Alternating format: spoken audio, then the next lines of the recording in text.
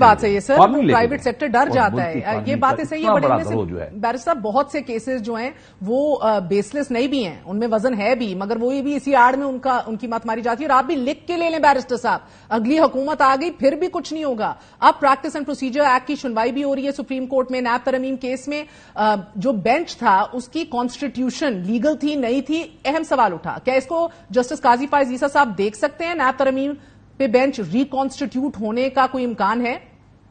NAB کی ترامیم تو دیکھو، جب لا یہ بن چکا تھا کہ 183 جو پاکستان کے آئین کی دفعہ 184(3) کے تحت جو براہ راست ہم جاتے ہیں، اور اس کے بارے میں اصول تھا کہ وہ بینچ اس طرح بنے گا، اس طرح ہوگا، وہ تو انہوں نے نہیں سنا، غلط کیا ہوا ہے۔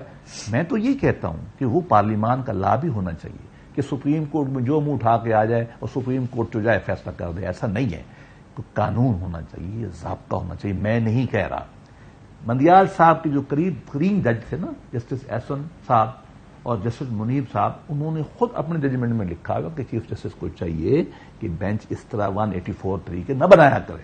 ہم یہی چاہتے ہیں کہ جو براہ راست آپ کی جورسڈکشن ہے اس کو بھی ریشنل استعمال کریں اور سارے جج مل کے بیٹھیں۔ نیب کا کیس دوبارہ کھلے گا، ریویو ہوگا، ایک جج ریٹائر ہو گیا، 2 بچ گئے اور اس میں سے ایک نے تو ویسے ڈائسینٹ کیا ہوا ہے، اب ان فیکٹ فیصلہ ایک ایک کا رہ جائے گا، ایک جج جو آئے گا وہ جہاں چلا جائے گا۔ لیکن یہ ایسا اہم فیصلہ جو 3 ججوں کو کرنا نہیں چاہیے۔ مجھے تو یہ امورل فیصلہ لگتا ہے کہ 4.5 ممبر آف پارلیمنٹ کا فیصلہ 3 جج سنتے ہیں اور 2 ایک طرف ہیں اور 2 جن پہ الزام ہیں وہ جج فیصلہ کرتے ہیں۔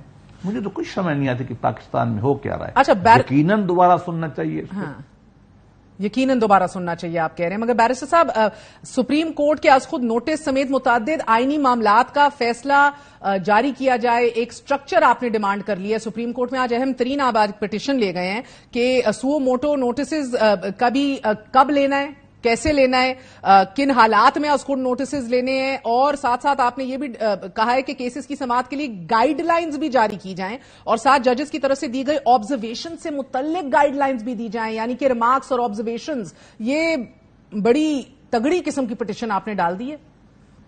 پہلی بات، سو موٹو کوئی بادشاہ کے اختیار میں نہیں ہے، جب چاہ کسی کو ہاتھی کے پاؤں کے نیچے دے دیا، جب چاہ کسی کو جو ہے نا کنویں میں ڈال دیا، جو یہ کرتے رہے، ایسا نہ کریں۔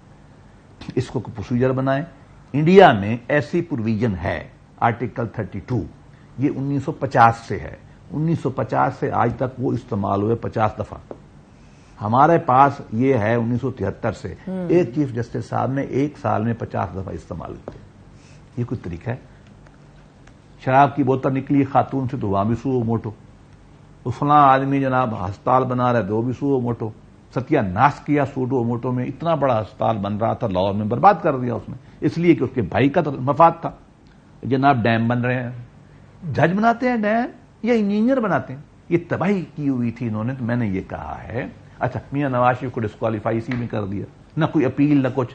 سب سے بڑی بات یہ کہ سو موٹو میں اپیل نہیں ہوتی، اس میں نے لکھا ہے، دیکھیے ہمارا عقیدہ ہے سوائے انبیاء کے کوئی معصوم نہیں۔ چلو ہمارے شیعہ دوست کہتے ہیں امام معصوم ہے، میں مان لیتا ہوں، ہمارے عقیدے میں یہ طبقات معصوم ہیں، جج تو معصوم ہے ہی نہیں، جج غلطی کر سکتا ہے، اس لیے ہم یہ کہتے ہیں ایک جج سنیں، اگلا اپیل سنیں، اگلا اپیل سنیں۔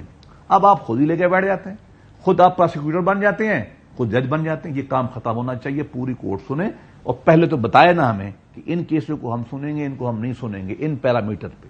دوسرا آبزرویشن کی آپ نے بات کی، سپریم کورٹ کے بعض جج وہاں بیٹھ کے ایسے تبصرے کرتے ہیں، بدترین ایسا نہیں کرتا، وکیلوں کی بےزتی کرتے ہیں، افسروں کی بےزتی کرتے ہیں، پارلیمنٹرین کی بےزتی کرتے ہیں۔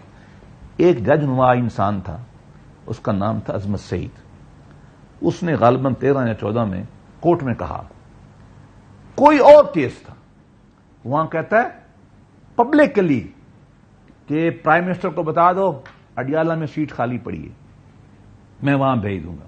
نواز شریف صاحب نے مجھے بلایا، میں آج بتا دیتا ہوں، پبلک بات ہے، نواز شریف نے مجھے بلایا، ہم نے خط لکھ کے نواز شریف کو دیا۔ نواز شریف نے خط لکھا چیف جسٹس پاکستان کو کہ میں پارٹی نہیں ہوں، میرا نام نہیں ہے اس میں۔ اس طرح کی فضول بات جو ہے، جج کو کیا ضرورت ہے کرنے کی؟ ہمیں آج تک جواب نہیں ملا۔ میں نے ایک صحافی صالح ظفر کی سپریم کورٹ کے بینچ کے سامنے اتنی بےزتی ہوتے ہوئے دیکھی ہے یقین کریں کہ ایسی بےعزتی تو میں نے کسی گالیوں کی کتاب میں نہیں پڑھی. میرے گلے پڑ گئے ایک دفعہ کے ساتھ، میں میاں نواز شریف کا وکیل میاں صاحب کے ساتھ کیا، مجھے بولنا نہیں دیتا. یہ کام نہیں ہونا چاہیے. ہماری عزت اتنی ہے وکیلوں کی اور شہریوں کی، پولیس والوں کی وہ بےعزتی کرتے ہیں. کیوں؟ یہ کس قانون میں ہے، کس ضابطے میں ہے؟ میں نے یہ بھی لکھا ہے، میں اور بتاتا ہوں. 30 رائٹس ہیں پاکستان کے آئین میں اور UN کے چارٹر کے تحت وہ جو ڈکلریشن ہے. 29 سے 29 رائٹ جو ہے نا وہ کوالیفائڈ ہیں، کنٹرولڈ ہیں. رائٹ ٹو لائف کنٹرولڈ ہے. کیسے؟ میں ماروں گا مجھے مار دیا جائے گا. ایک ایسا رائٹ ہے پوری دنیا میں جس کو آپ چھیڑ نہیں سکتے، کم نہیں، وہ ہے رائٹ ٹو ڈگنیٹی ہے، عزت کا رائٹ. ریپسٹ کی بھی عزت آپ خراب نہیں کر سکتے، قاتل کی بھی نہیں کر سکتے. عزت اس کو قانون کے مطابق آپ پھانسی لگا دیں، اس کو گالی نہیں نکال سکتے آپ. سپریم کورٹ آف پاکستان میں لوگ کھڑے ہوتے ہیں، رائٹ ٹو ڈگنیٹی ان کا افیکٹ ہوتا ہے، اور وہ بولے جا رہے ہیں ٹکر چل رہے ہیں، ایک پارٹی کے خلاف بول رہے ہیں، اس پارٹی کے خلاف بول رہے ہیں. میرے بھائی یہ تو کرنے والا کام ہے. کہتے ہیں جج کی طرح سائلنٹ ہو، سائلنٹ لے کے ججمنٹ میں ہے کہ یہ ہرمٹ ہوتے ہیں جج. میں نے یہ درخواست کی ہے کہ آپ سوال کیا کریں. آپ اس طرح کی جو رننگ کمنٹری ہوتی ہے نا میڈیا میں، جیسے کرکٹ کی ہوتی ہے، یہ نہ کیا کریں. سوال آپ کا حق ہے پوچھنا. میں یہ کر دوں گا، میں یہ کر دوں گا، یہ تھانے دار کرتے ہیں. اگر یہ شوق ہے نا تو چھوڑ کر تھانے دار لگ جائیں. تھانے دار کو حق ہے ایسی باتیں کرنے کا. تو یہ میں نے گزارش کی. بینچ کیسے بنتے ہیں؟ ہاں میں اس پہ آ رہی ہوں سر. یہ بینچ میں بینچز پہ آؤں گی سر. یہ بینچز کی تقرری کے اوپر بھی آپ نے ایک اہم سوال اٹھایا. گو کہ 18ویں ترمیم میں تو فیصلہ ہو گیا تھا جوڈیشل کمیشن کا، اس کے ممبرز کا سینیورٹی ورسز کمپٹنسی تو ایک ڈیبیٹ ہے، age old in the country of course. آپ کی استدا کیا ہے؟ واٹ ڈو یو وانٹ کہ یہ ججز کی اپوائنٹمنٹس کس طرح ہوں؟ میری استدا یہ ہے کہ چیف جسٹس خود ایک بندہ ہے جو جج لگاتا ہے بس، اور کوئی اہم ہی نہیں ہے. نہ کسی کو سنتے ہیں، اپنے دھڑے کو لاتے ہیں، 5ویں نمبر والوں کو لاتے ہیں. کیوں؟ پرائم منسٹر کے سامنے جب سمری آتی ہے نا، وہ چوتھے بندے کو لگا دے تو یہ چوتھے نمبر والے کو یہ پوچھتے ہیں آپ نمبر 1 کو کیوں نہیں لگایا، یہ کیوں 5ویں کو لگاتے ہیں. میں نے یہ کہا ہے آپ ایک، اور ججوں نے بھی کہا ہے اور پاکستان بار کونسل بھی کہہ رہی، آپ ایک کرائیٹیریا بنائیں. کیسے؟ جیسے کہ جب انٹرویو کرتے ہیں نا 17ویں 18ویں گریڈ کا، اس میں کرائیٹیریا ایج کیا ہے، تعلیم کیا ہے، پاکستان کی تعلیم ہے، فارن ہے، کتابیں کتنی لکھی ہیں، ریسرچ کتنی کی ہے، کیسز کا کتنا فیصلہ کیا ہے، رپورٹڈ کیس آپ کے کتنے ہیں، آپ کی انٹیگریٹی کتنی ہے، ٹیکس دیتے بھی ہیں یا نہیں، کبھی کچہری کا منہ بھی دیکھا ہے وکیل صاحب نے جس کو تم جج بنا رہے ہو. یہ ساری چیزوں کا میتھمیٹیکل نمبر ہونے چاہیے. نیٹ پہ ہر ایک بندے کو پتا ہو درخواست دینے سے پہلے کہ میرے اتنے نمبر آئیں. پبلک ہیئرنگ کرو. اور دوسرا میں نے کہا کہ خواتین کو جج نہیں آنے دیتے، اب چلو 2 آ گئی ہیں. جی کیوں؟ آدھی آبادی خواتین کی، ان کو کیوں نہیں آنے دیتے؟ ہماری مائنارٹیز کا ایک جج بھی نہیں ہے. بھگوان داس تھا، کمال کا جج تھا. ہمیں عیسائی ہمارے ملک میں نہیں ہے، ہندو نہیں ہے، ان کو کوئی جج نہیں بناتے. اچھا میں نے یہ بھی لکھا ہے بعض علاقوں کے جج آپ کو ملتے نہیں. ساؤتھ پنجاب کا جج ایک ہوتا ہے 50 سال میں ایک آتا ہے. کیوں بھائی؟ تو پاکستان سارے لاہوری جج بنتے ہیں. کیوں؟ پاکستان کے اندر ریجن ہے، ان ریجنوں کے جج کیوں نہیں بنتے؟ پوری دنیا انٹرنیشنل کورٹ آف جسٹس کے اندر لکھا ہوا ہے equitable representation of the various geographic zone of the world. تو پاکستان میں کیوں نہیں کرتے آپ؟ تو سارے کے سارے لاہور کے ککے زئی. ایک وقت تھا کہ سپریم کورٹ میں، ہائی کورٹ میں جو بھی جج آتا تھا نا وہ ایک ہی قوم کا تھا، ککے زئی کا. یہ کام مت کریں اور ایک اوپن لوگوں سے اعتراض لیں. جج میرا بننا نا، مجھے رائٹ ہے اس کو بتانے کا کہ یار سوسائٹی کی ریپرزنٹیشن کام میں ٹھگی کی ہے.